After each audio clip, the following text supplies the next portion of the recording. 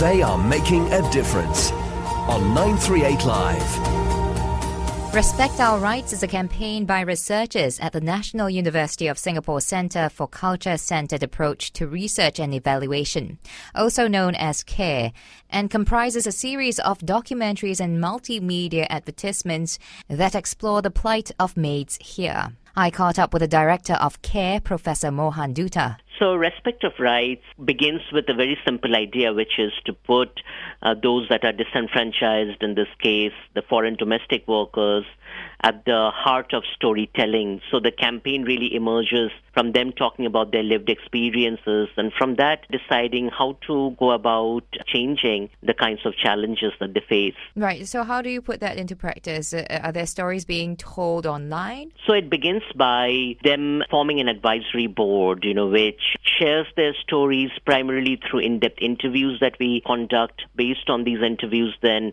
they figure out a series of problems that they want to discuss, say the problem of food insecurity and hunger, or the problem of being physically and emotionally abused.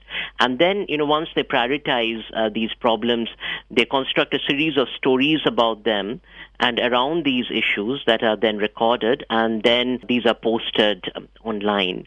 But more broadly, beyond the online part of the campaign, they also come up with a series of other strategies, such as, developing the storyline for the television ads, developing the copy for the print ads, as well as the content that goes into the Facebook part of the campaign. So how are these domestic workers identified and brought into the campaign? So the domestic workers are foreign domestic workers that are at home. So these are primarily domestic workers who have found themselves in some kind of trouble and are in a state where they're either going through a legal case or are waiting for some kind of a judgment or investigation.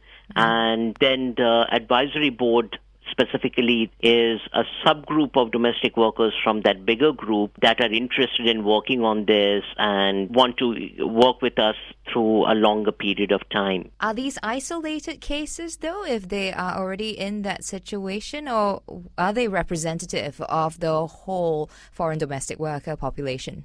That's a great question. So, as we mentioned in a white paper, this particular project emerges out of the narratives of domestic workers that particularly are in situations of trouble.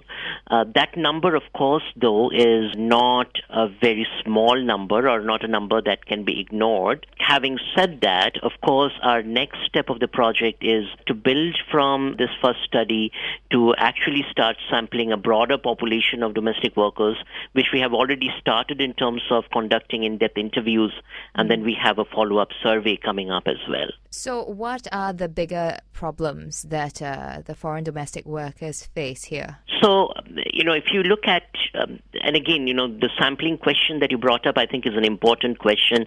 So if you look at the small sample that we draw upon for this particular project, the problems are pretty much sort of threefold. One is in terms of having access to information and making sure that this information is implemented as it relates to contract laws or the things that are spelled out in the contract. Right. So we see a great deal of discrepancy between the elements that are spelled out in the contract in terms of wage, in terms of the number of work hours, or in terms of the number of households that a domestic worker will work in vis-a-vis what actually happens in practice. So in the wage part is, the discrepancy between what is spelled out and what they actually receive. So we actually document a number of cases that are built on the wage discrepancy. There are also a number of cases that point to a domestic worker being deployed in multiple households or maybe being deployed to work at home as well as to help out, say, a family member at work, which again violates the principle of the contract. And the third element, not being given a day off in spite of the contract spelling out a day off.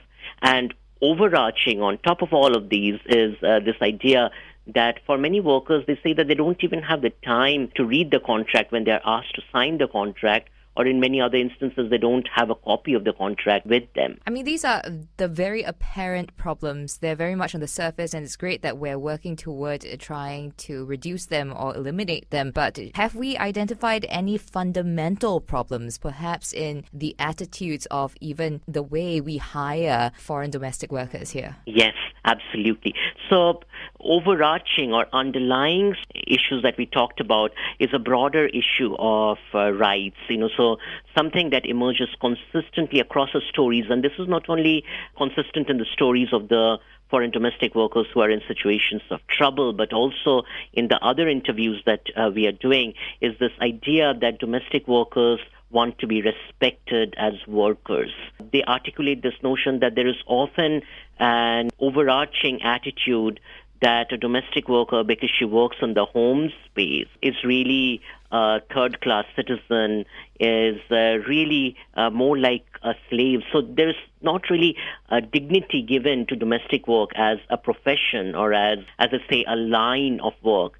So in that sense, they articulate this notion that when you start shifting this fundamental attitude that domestic work is a form of professional or professionalized work that has its own dignity, as do other forms of work, that would perhaps bring about fundamental changes in terms of how families, households approach the domestic worker. And that was Professor Mohan Dutta, Director of CARE, which is running the campaign Respect Our Rights. If you want to find out more about the campaign and the white paper they've produced, you can log on to www.respectfdwrights.com. This has been They Are Making a Difference. Thank you for tuning in. I'm Daphne Lim.